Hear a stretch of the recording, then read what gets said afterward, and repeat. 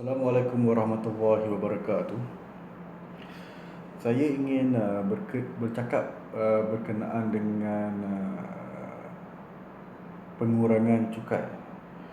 Uh, Sebelum tu saya ingin memetik uh, undang-undang daripada Seksyen 3 Akta Cukai Pendapatan, yang mana semua pendapatan yang dihasilkan di Malaysia uh, diwajibkan dibayar cukai. Tapi memanglah kebanyakan misalnya peniaga dia tidak membayar cukai. Ini adalah kerana kerajaan telah membuat dasar menutup sebelah mata daripada mengutip cukai daripada kebanyakan perniagaan. Tetapi ini mungkin tidak akan berkekalan. Jikalau pihak kerajaan tidak mempunyai sumber kewangan yang sumber kewangan banyak seperti dulu, maka pihak kerajaan mungkin akan mengejar pembayar-pembayar cukai daripada kalangan para peniaga. Jadi ini bukanlah sesuatu yang berkekalan. Jadi oleh sebab ia wajib, maka akan datang ia wajib, cuma semana ia dikuatkuasakan atau tidak. Jadi bila bila kita melihat daripada bila semua orang wajib membayar cukai, maka sesuatu yang automatik yang difikirkan serta-merta oleh para peniaga ialah bagaimana untuk mengurangkan bayaran cukai. Jadi bagaimanakah untuk mengurangkan bayaran cukai? Ini adalah sesuatu yang jikalau katakan para peniaga berjumpa dengan saya, maka persoalan ini ditimbulkan oleh para peniaga. Bagaimanakah nak mengurangkan cukai? Jadi di sini terdapat satu salah faham.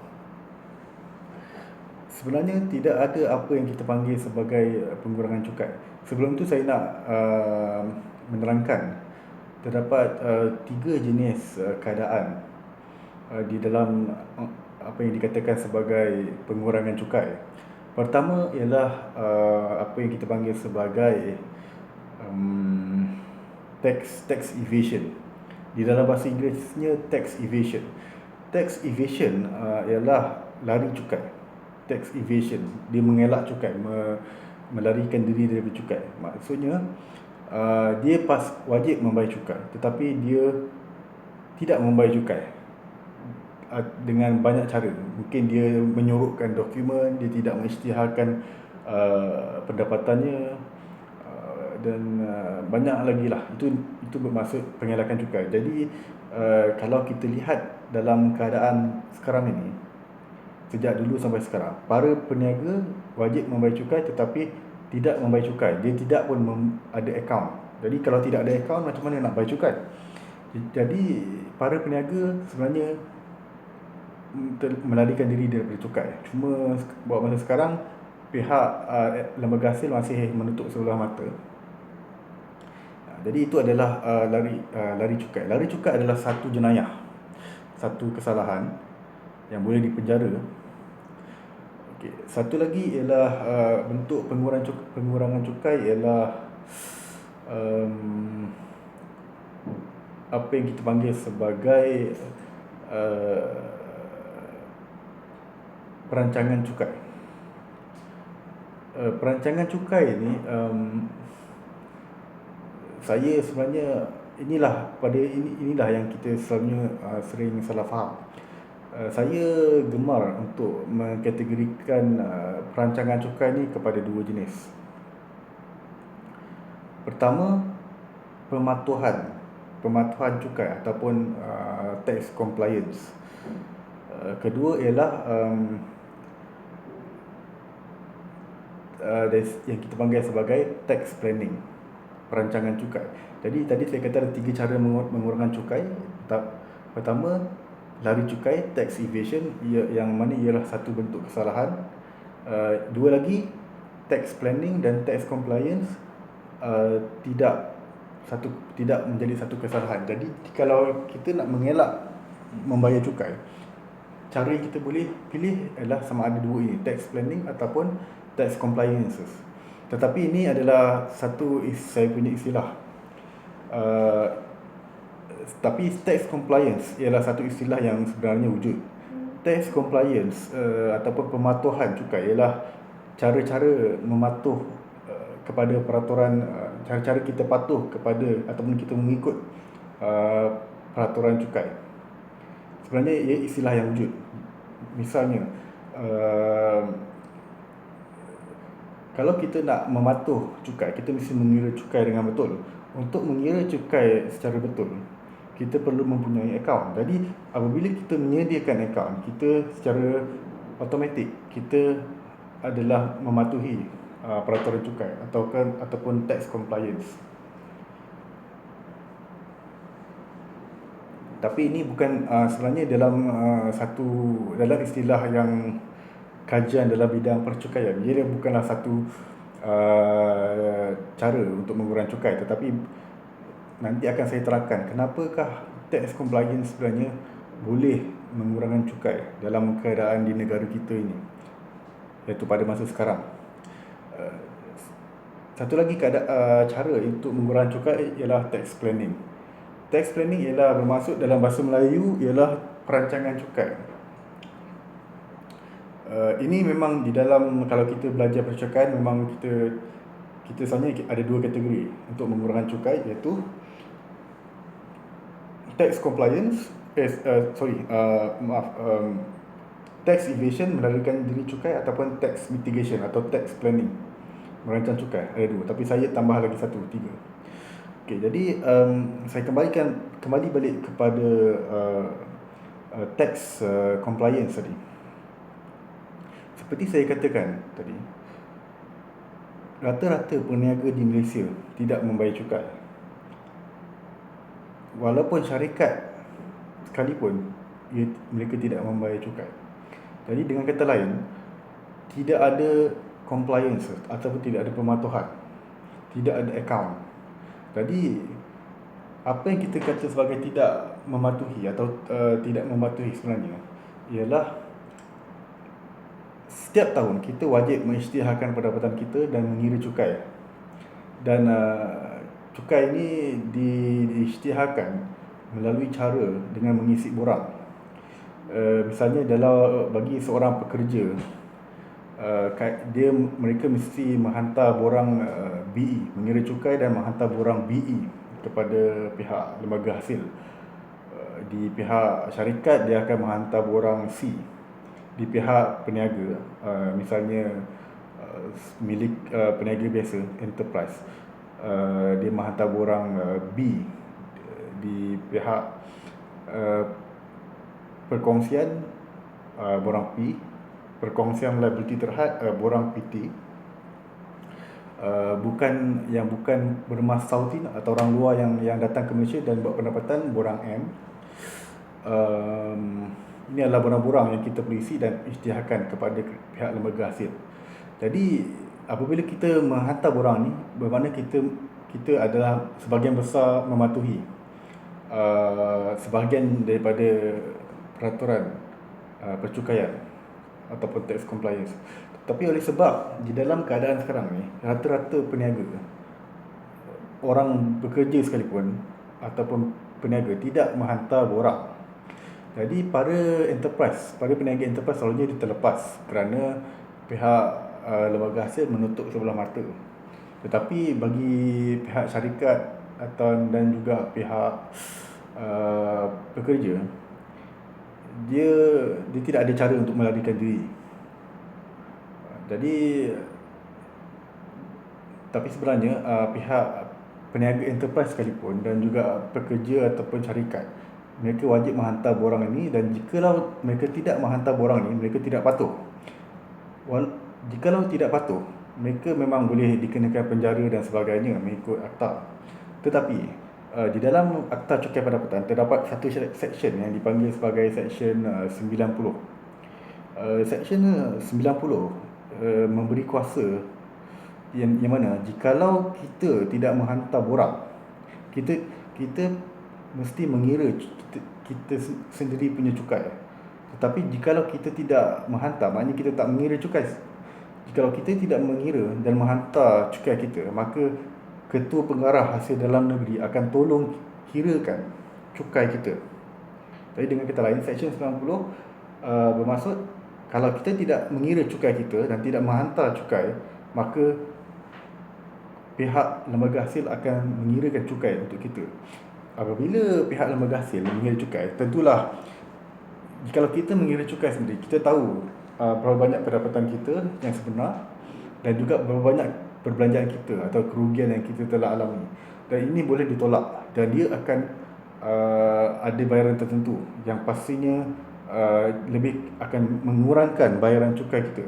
Tetapi jikalau kita tidak mengira dan menghantar cukai, ataupun jikalau pihak lembaga hasil sendiri yang mengira, pihak lembaga hasil tidak tahu pendapatan kita berapa, pihak lembaga hasil tidak tahu apakah perbelanjaan kita. Jadi jikalau mereka sendiri yang mengira, maka cukai yang perlu dibayar adalah lebih banyak. Jadi sebenarnya notis-notis yang kita terima jikalau kita tidak menghantar borang adalah pengiraan yang dibuat oleh lembaga hasil, dan ia adalah lebih besar selalunya berbanding kalau kita mengira sendiri. Jadi oleh sebab rata-rata kita tidak mematuhi, tidak menghantar borang, tidak mengira, tidak membuat akaun, maka kita membayar cukai yang banyak. Jadi apabila kita patuh saja, sebenarnya patuh ni wajib, tapi oleh sebab kita tidak patuh, kita menyebabkan kita punya bayaran cukai kita menjadi tinggi. Jadi apabila kita patuh dengan sebenar-benarnya, kita mengira cukai dengan betul ataupun patuh, maka automatik kita pasti akan mengurangkan cukai kita. Jadi oleh sebab kebanyakan peniaga tidak mengira cukai. Jadi jikalau kita kira cukai, kita ada akaun, kita hantar borang, maka mengikut keadaan sekarang kita akan pasti mengurangkan cukai kita. Mungkin di negara lain, bagi orang di negara lain mungkin mereka sudah ada proper, dia sudah ada akaun, sudah ada budaya untuk membuat akaun. Maka cukainya jikalau dia patuh sekalipun, dia tidak ada perbezaan yang banyak. Tapi oleh sebab di Malaysia pematuhan, orang tidak ada buat akaun, orang tidak ada pematuhan, maka kalau kita patuh, automatik cukai yang dibayar kita akan menjadi jauh lebih kurang daripada jikalau kita tidak patuh. Jadi oleh sebab itu saya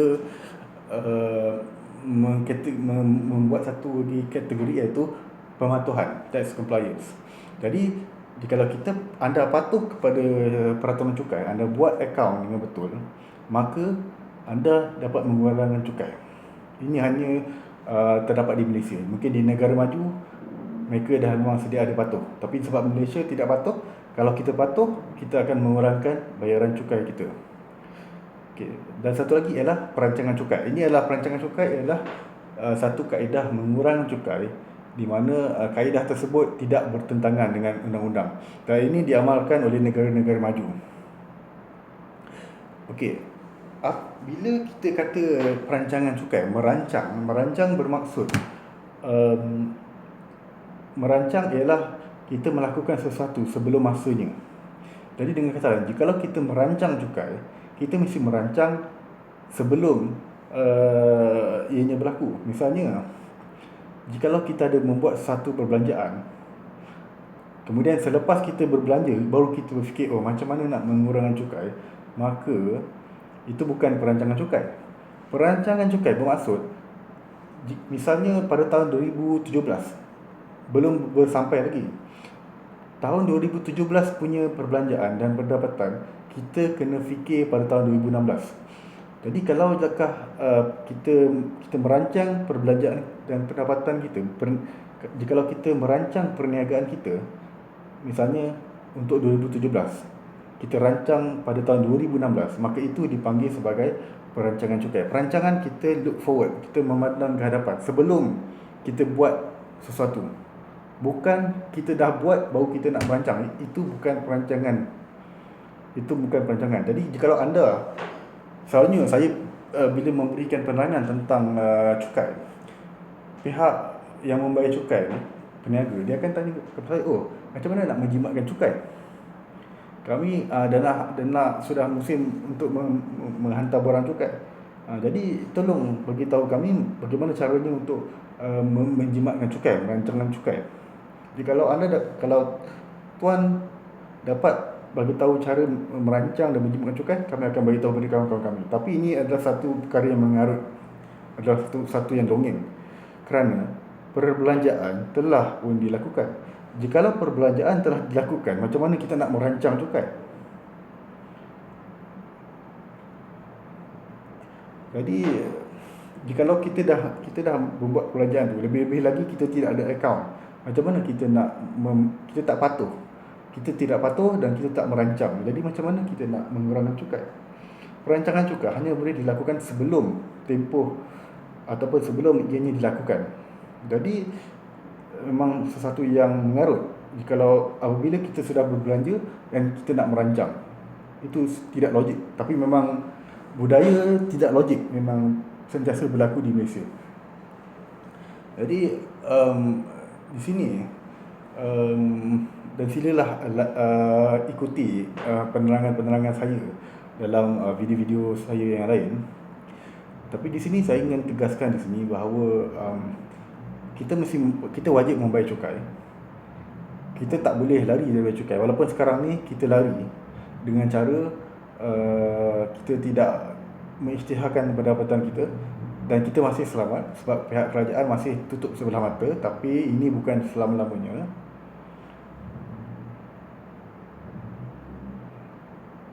Kita tak ada cara sebenarnya untuk melarikan diri daripada cukai pada masa akan datang. Kedua, kita tidak patuh pada cukai, kita tidak ada tax compliance, kita tidak patuh kepada peraturan cukai. Kita tidak menyimpan rekod, kita tidak ada membuat akaun dengan betul. Jadi apabila kita tidak menyimpan akaun dengan betul, tidak ada tax compliance, bagaimanakah kita nak